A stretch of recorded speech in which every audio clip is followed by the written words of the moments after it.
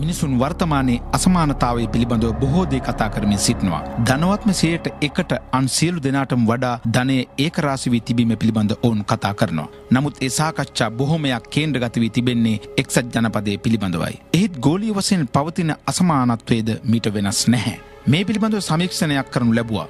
ඒ එක්සත් ජාතීන්ගේ සංවිධානයේ වැනි විශ්වාසනීය තොරතුරු ඇති තැන්වලින් ලබාගත් කරුණු පදනම් කර ගනිමුනුයි. එහිදී හෙළිදර වූ කරුණ විස්මිතයි. ඒ එක්සත් ජනපදයේ අසමානතාවයට වඩා ගෝලීය අසමානත්වයේ දරුණු බවයි.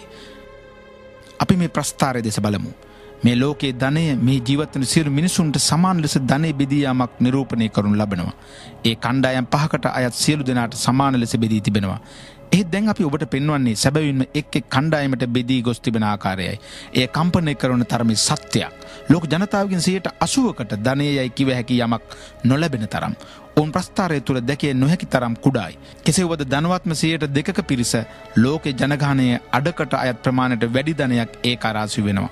මෙම ප්‍රස්ථාර දිස අපි තවත් ආකාරයකින් බලමු. සමස්ත ලෝක ජනගහනය බිලියන 7ක් පමණ වෙනවා. ඒ අපට මෙසේ 100 දෙනෙකුගේ නිරූපණය කළ හැකියි. ඔවුන් මෙසේයි. දුප්පත්ම කොටස වම් පසනුත් ධනවත්ම කොටස දකුණු පසනුත් දැක්වෙනවා. ලෝකේ සමස්ත ධනය ඇමරිකානු ඩොලර් ට්‍රිලියන 223ක් ඔවුන් අතර බෙදී ගොස් ඇති ආකාරය අපට මෙසේ පෙන්විය හැකියි. අති බහුතරයට ප්‍රායෝගිකව කිසිවක්ම ලැබෙන්නේ නැති තරම් තමගේ දරුවන්ට ඉගැන්වීමටවත් මූලික සෞඛ්‍ය පහසුකම් ලබා ගැනීමටවත් මුදලක් ඔවුන්ට ලැබෙන්නේ නැහැ. ඒ ධනවත්ම 1%ට සමස්ත ලෝක ධනයෙන් 43%ක් අයත් වෙනවා. මේ අතර පහළම 80%ක ජනගහනයට එනම් සෑම 10 දෙනෙකුගෙන්ම 8 දෙනෙකුට සමස්ත වශයෙන් 6%ක් බෙදා ගැනීමට සිදුව තිබෙනවා.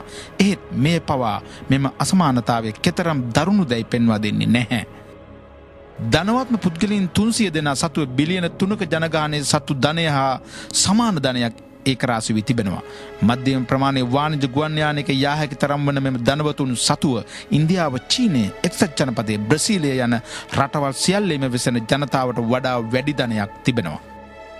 මෙම අසමානත්වය අපට භූගෝලීය වශයෙන් දැකිය හැකියි. ස්ථාන 14ක් සහ සෙසු ලෝකයේ බහුතර ස්ථාන අතර දැවැන්ත පරතරයක් වර්ධනය වෙමින් තිබෙනවා. ඉතිහාසයේ බොහෝ කාලයක් මේ තත්ත්වය සමාන ලෙස පැවතියා. වසර 200කට පෙර දුප්පත් රටවලට වඩා පොහොසත් රටවල ධනය පැවතියේ 3 ගුණයක් විශාලවයි.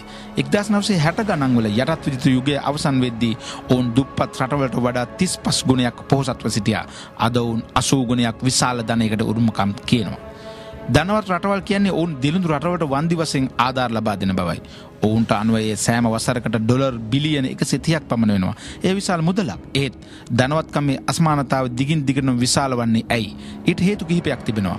එකක් වන්නේ බහුජාතික සමාගම් එම් රටවලින් ඩොලර් බිලියන 900ක් සෑම වසරකම රැගෙන යාමයි. ඒ බදු නිදහස් කිරීම වලින් සහ වැරදි ලෙස මිල නියම කිරීම වලිනුයි. අනික දුප්පත් රටවල් සෑම වසරකම ඩොලර් බිලියන 600ක් ධනවත් රටවලට ගෙවනවා. ඒ ඔවුන් දැනටමත් තමගේ ණය ගෙවා දමා ඇති බව නොදැනයි.